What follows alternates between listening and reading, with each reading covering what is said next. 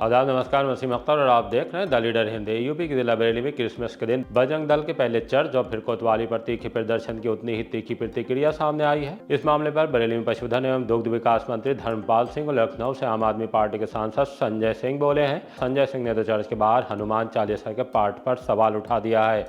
उन्होंने और भी बहुत कुछ कहा है। धर्मपाल सिंह ने प्रदर्शन के सवाल पर पीएम मोदी के बयान को उदाहरण बतौर पेश किया है। बताएंगे कि निवेशकों को जिम कार्बेट पार्क बुलाकर कन्हैया गुलाटी ने कैसे लगाया 67 लाख से ज्यादा का चूना। शाहरुख खान की फिल्म डर से इंस्पायर एक लड़के का अंजाम दिखाएंगे कि लड़की के इनकार पर शर्मनाक करतूत पर वो थाने में सिर झुकाए दिखाई दिया।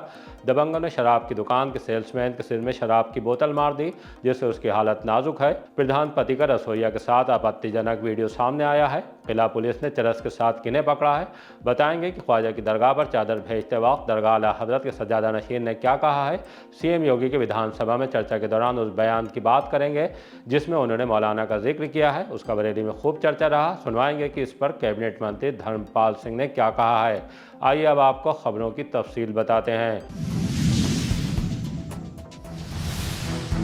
क्रिसमस की धूम से बजरंग दल के विरोध तक। आज की बुलेटिन की शुरुआत क्रिसमस से करते हैं। चर्चों में सेलिब्रेशन की धूम रही, लेकिन कोतवाली के बाहर का इलाका नारों से गूंजा। बजरंग दल के कार्यकर्ताओं ने पहले कैंट स्थित सेंट अल्फोंसस कैथेड्रल चर्च और फिर कोतवाली के सामने जोरदार प्रदर्शन किया। आरोप लगाया कि चर्च में आयोजित सांस्कृतिक कार्यक्रमों के जरिए हिंदू समाज और धर्म को नकारात्मक रूप में दिखाया गया है। प्रदर्शन के दौरान कोतवाली के सामने सड़क जाम हुई और जमकर नारेबाजी की गई। कार्रवाई और सार्वजनिक माफी की मांग उठाई गई। पुलिस अधिकारियों ने मामले की निष्पक्ष जांच का भरोसा दिलाया है। सेंट अल्फोंसस कैथेड्रल चर्च के बाहर क्रिसमस से एक दिन पहले बजरंग दल के कार्यकर्ताओं ने हनुमान चालीसा का पाठ किया और धार्मिक नारे लगाए थे। सूचना पर सीओ सिटी और इंस्पेक्टर कैंट मौके पर पहुंचे। पहले आपको सुनवाते हैं कि बजरंग दल के पदाधिकारियों ने क्या कहा है। मांग ये है कि ये चर्च हर वर्ष अपना क्रिसमस पे कार्यक्रम करता है। ऐसा ही एक 23 तारीख को इनका कार्यक्रम चर्च के अंदर हुआ और उस कार्यक्रम में इन्होंने हिंदू विरोधी चीजें दिखाई, धर्मांतरण को बढ़ावा देने की चीजें दिखाई और ये दिखाया कि 13 वर्षीय बालिका का मंदिर परिसर में हुआ। जबकि मैं कहता हूँ कि मैंने वीडियो देखी, उसमें 5 पादरियों ने सामूहिक एक महिला का चर्च में किया, वो भी दिखा सकते थे। वो उन्होंने हमारे धर्म को बदनाम करने का ऐसा नाटक क्यों प्रस्तुत वहाँ पे किया। इसी विषय में हम कल 5 बजे वहाँ चर्च के बाहर गेट पर धरने पर बैठे थे। हमने हनुमान चालीसा का पाठ किया और बहुत ही शांतिपूर्ण तरीके से हमने अपना ज्ञापन सीओ साहब को दिया।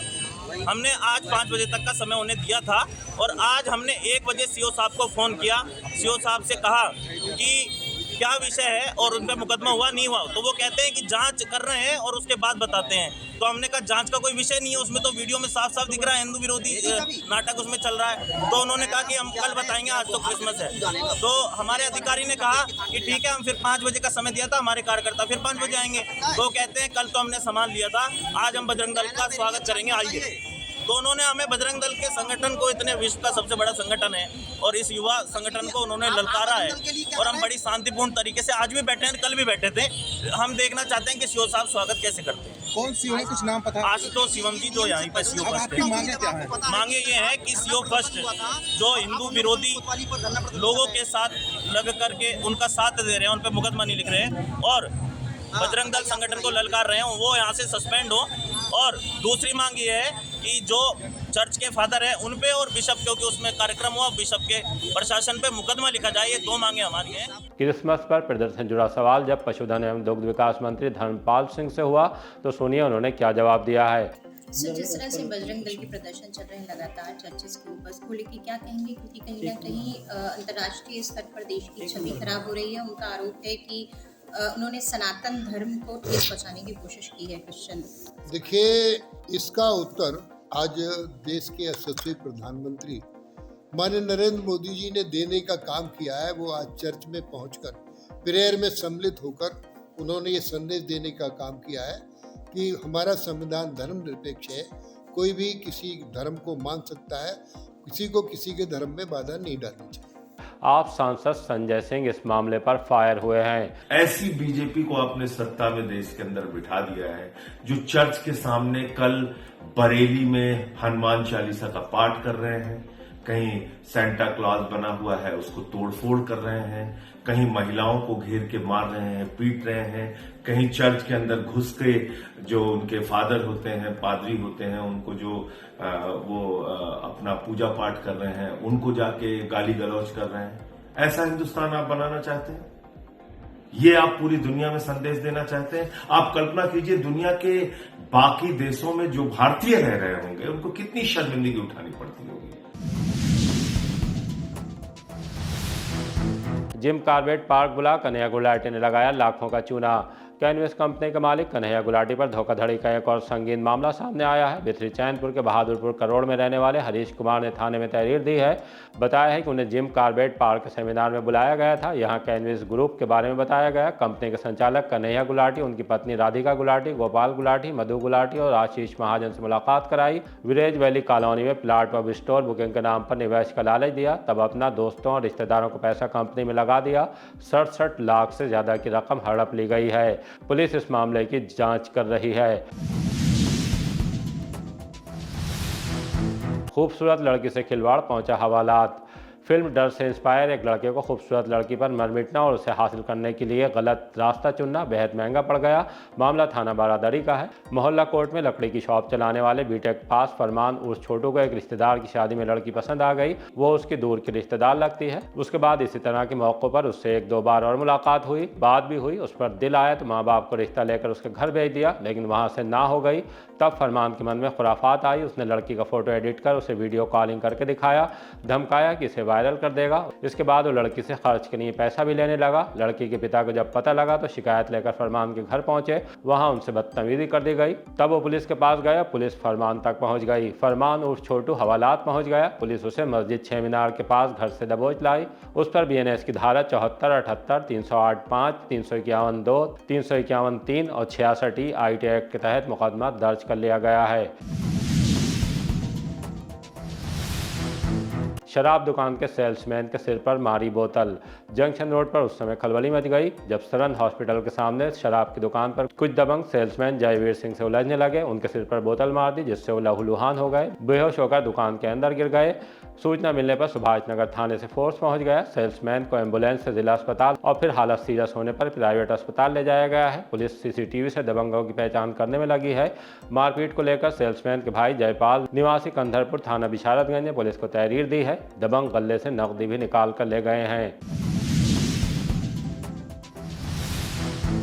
सज्जादा नशीन की चादर लेकर अजमेर रवाना। हजरत ख्वाजा गरीब नवाज चिश्ती संजरी का उर्स अजमेर में चल रहा है। कुल की रस्म 27 दिसंबर को अदा की जाएगी। इस मौके पर दरगाह आला हजरत के सज्जादा नशीन मुफ्ती मोहम्मद एहसन रज़ा क़ादरी एहसन मियां ने अक़ीदत के फूल और चादर अजमेर के लिए रवाना की।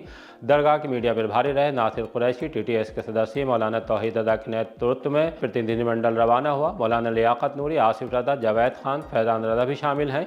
इस मौके पर सज्जादा नशीन मुफ्ती एहसन मियां ने कहा है कि अल्लाह के वलियों के उर्स से मुल्क में आपसी सौहार्द को बढ़ावा मिलता है। सूफियों और वलियों ने हमेशा मजहब के नाम पर मुल्क से मोहब्बत को आम करने का पैगाम दिया। मुल्क के मौजूदा दौर में नफरतों को मोहब्बत के उजालों से ही ख़त्म किया जा सकता है।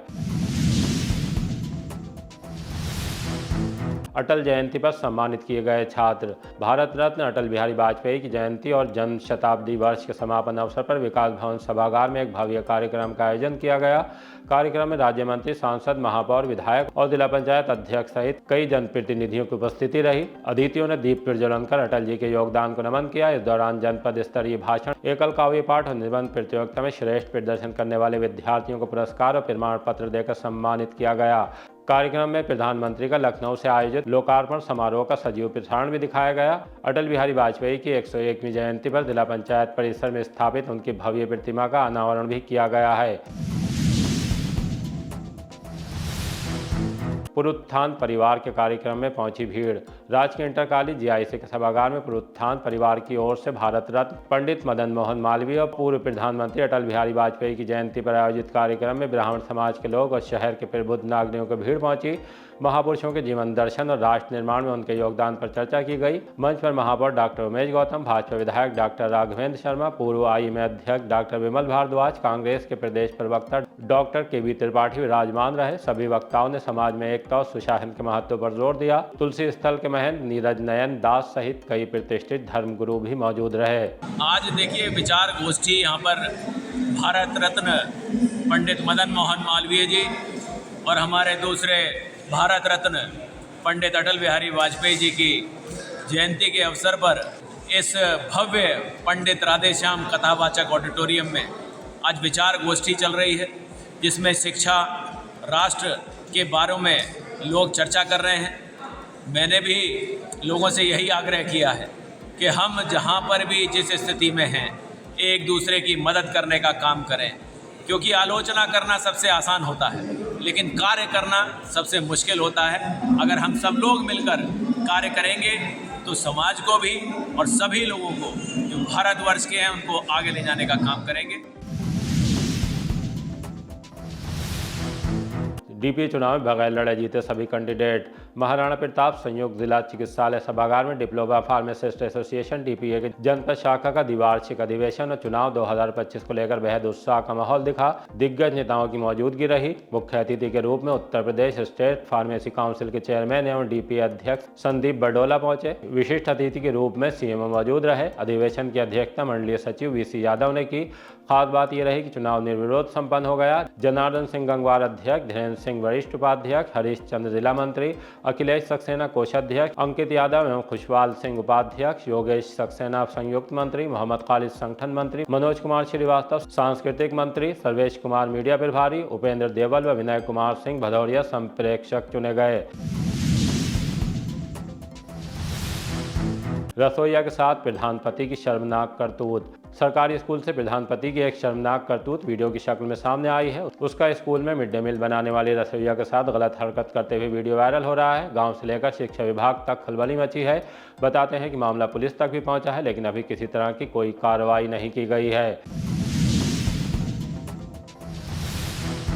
पुलिस की तत्परता, 1 घंटे में ढूंढ ली बच्ची। पुलिस की मानवीय पहल सामने आई है। थाना शीशगढ़ क्षेत्र में 3 साल की मासूम बच्ची बाजार में अपने परिजनों से बिछड़ गई थी। सूचना मिलते ही मिशन शक्ति टीम ने तत्काल कार्रवाई करते हुए महज 1 घंटे के भीतर बच्ची को सुरक्षित उसके परिजनों से मिलवा दिया।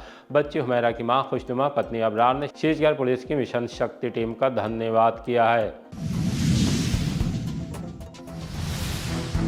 किला पुलिस ने चरस के साथ 2 को पकड़ा। थाना किला पुलिस ने गश्त के दौरान हिमांशु मौर्य और विशाल को 149 ग्राम से ज्यादा चरस के साथ गिरफ्तार किया है। पुलिस ने आरोपियों के कब्जे से 2 मोबाइल फोन और 1 अपाचे बाइक भी बरामद की है। आरोपियों के खिलाफ धारा 8/20 एनडीपीएस एक्ट में मुकदमा दर्ज कर लिया गया है और उन्हें कोर्ट में पेश किया जा रहा है। थाना शाही पुलिस ने चेकिंग के दौरान गुड्डू घमंडी को 12 बोर का अवैध तमंचे और 1 जिंदा कारतूस के साथ गिरफ्तार किया है। भितरी चैनपुर पुलिस ने गैंगस्टर एक्ट के आरोपी राज बहादुर पप्पू को गिरफ्तार कर लिया है। उसके खिलाफ मुकदमा पहले से दर्ज है।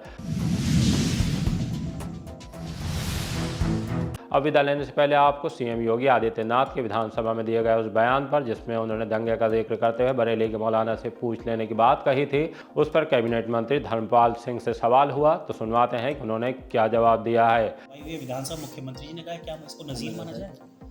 देखिए, उत्तर प्रदेश की कानून व्यवस्था देश में ही नहीं दुनिया में विख्यात है। कल माननीय मुख्यमंत्री योगी आदित्यनाथ जी ने अनुपूरक बजट के समय जो अपने भाषण में कहा था कानून व्यवस्था के संबंध में, तो उन्होंने बरेली का नाम इसलिए लिया कि तौकीर रजा से पूछो जाकर कि कानून बिगाड़ने वालों का क्या हश्र होता है।